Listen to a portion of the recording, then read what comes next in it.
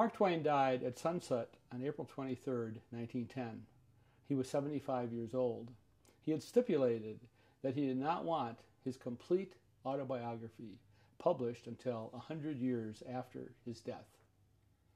Over the period of those 100 years, Twain's writings continued to be popular in American literature. In 2010, I met Dr. William Cosgrove, a retired literature professor from North Dakota State University. Dr. Cosgrove had dedicated his life to understanding Twain's work and performing Twain's work.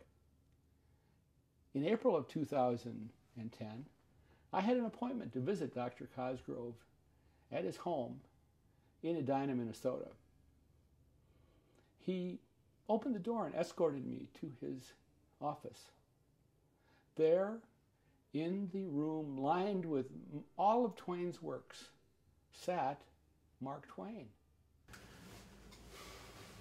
The world is delighted, Mr. Twain, that you have come back 100 years. After I died. After you died. Well, I'm delighted to be able to come back after I died. Yeah, well, let's see, we are, we're a little bit before, we're recording this on April 19th. And I died on April 21st. April 21st. 100 years ago. And I don't know if you're aware of this, but presently, within the last year, there have been 4 books written about your life, 100 years later. I'm not surprised that there are 4 books being published 100 years after I died, because I published, I don't know how many books myself before I died that I stipulated should not be published until after I died.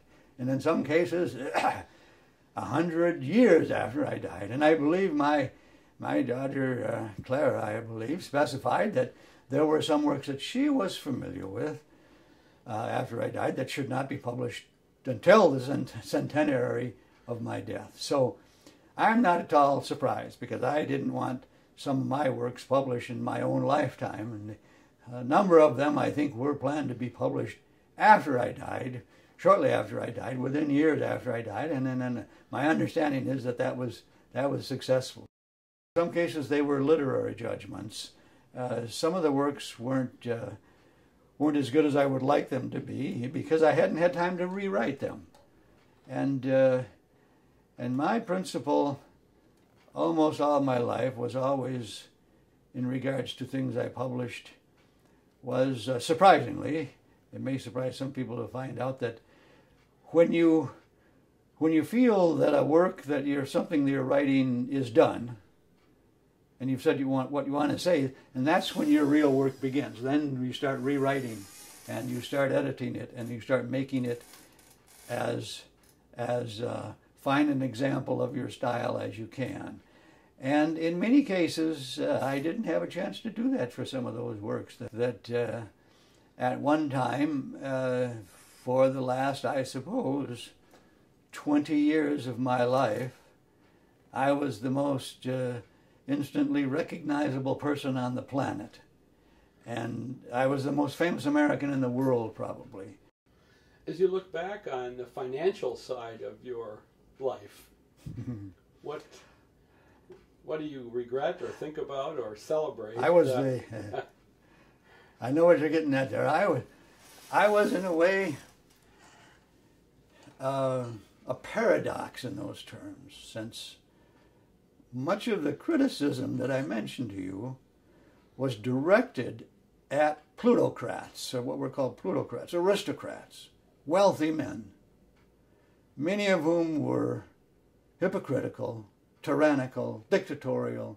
They were shams, they were phonies, and they were, of course, in many cases, destructive to people like myself, destructive to the lower classes, using the lower classes to make their fortunes, or the middle, what would come to be called the middle classes.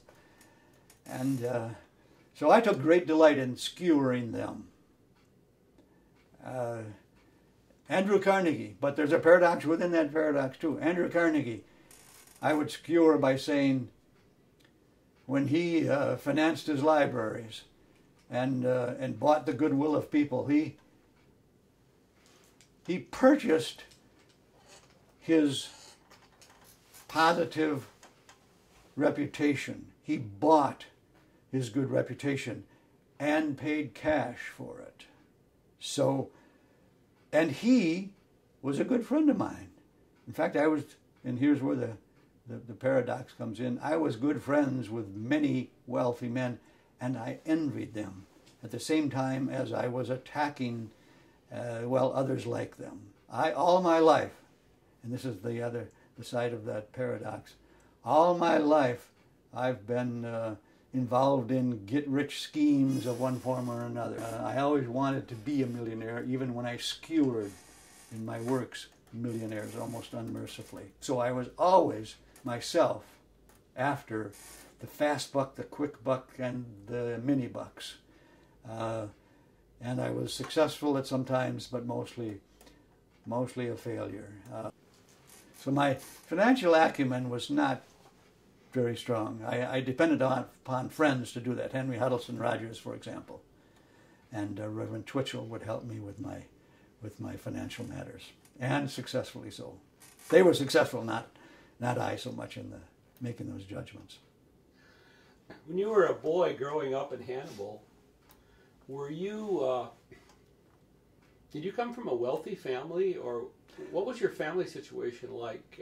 Well, we were. Did you have money back in those days? Oh no. Well, my father thought we did with the Tennessee land, but of course we were in Missouri, and he thought that he could always depend on that Tennessee land to be wealthy. But no, it was hard. It was a hard scrabble life. No, I was taken out of school as soon as I could be, in a way, to work. Although that wasn't the main reason I was taken out of school. But no, I did not come from money at all. And in fact, that's one of the things that makes me a kind of, I'm told, a kind of a typical representative American, is that I came from a hard scrabble life, from a wrong side of the tracks, from virtually a log cabin or a dirt shack, and became famous and successful in my own lifetime.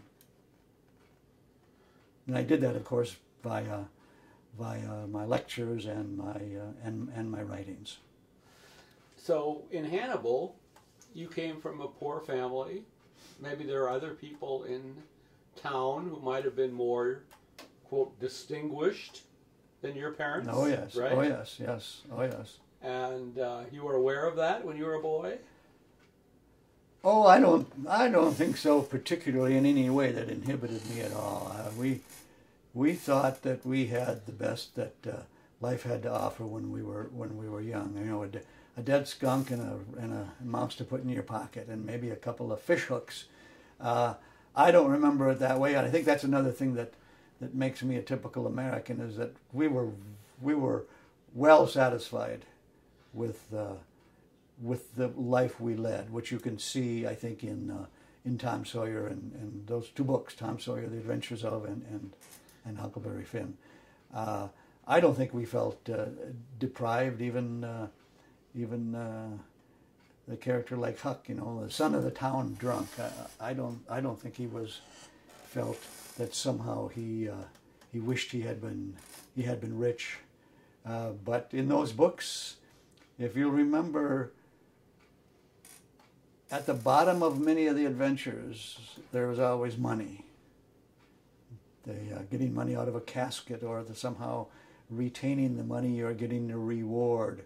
But it was something that was proportionately valued, I think. We knew it was important, but we valued freedom too. We valued even more the ability to go to Jackson's Island and to run around without shoes, and not to go to school if we didn't want to. The kind of typical freedom that is associated with I think, American liberty.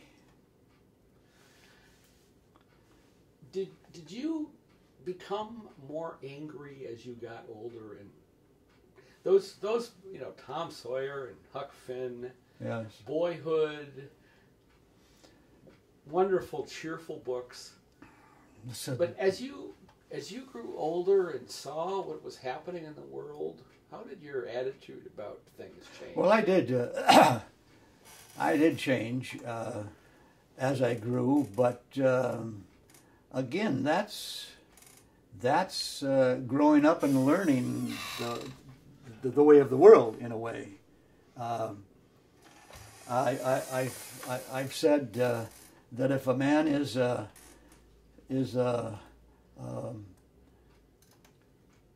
pessimist before 50, he knows too much. If he's an optimist after he's 50, he doesn't know enough. So I kind of felt that the change was gradual and in a way natural. However, it wasn't just what one discovers about the tragedies and the frailties and the failings and the insecurities and the cruelties and the violence of the world that changes one, or that changed me, although certainly I had my share of it. I certainly suffered enough in my family, or members of my family did, enough reversals in every way you can think of. In terms of my family, my loved ones, I lost all my family except one daughter before I died. They all died before I died, except one daughter, Clara. And in many cases under tragic and sudden and shocking circumstances. I had a number of reversals in terms of, we were talking about valuing money, and I made money, I lost it just as fast and faster. I made bad investments, the investments you asked me about. I was bankrupt by the time I was 60 years old. I was bankrupt and I owed $160,000 at least. And my publishing company went under. The biggest investment of all, perhaps, the Page typesetter, failed after I put dozens of thousands of dollars into that. So I had plenty of reversals that would cause a person to become a pessimist if he were an optimist into his later years. But I know that those were not the sole, or perhaps even the major reasons that I became a pessimist. It's what you call, in your modern world, a form of consciousness raising. I learned, in a way, what human nature, what the human condition was really like. I lost confidence in middle-class values, you might say, in capitalism, in democracy, in Christianity. And I realized that the world is perhaps not a fair place, is not a just place, and that it could have been made a far different place from what it in fact was. A world in which there is suffering by people who don't deserve to suffer. As Twain talked, we could see the fatigue in his face and hear the weariness in his voice. Finally, at one point, he smiled and he faded away.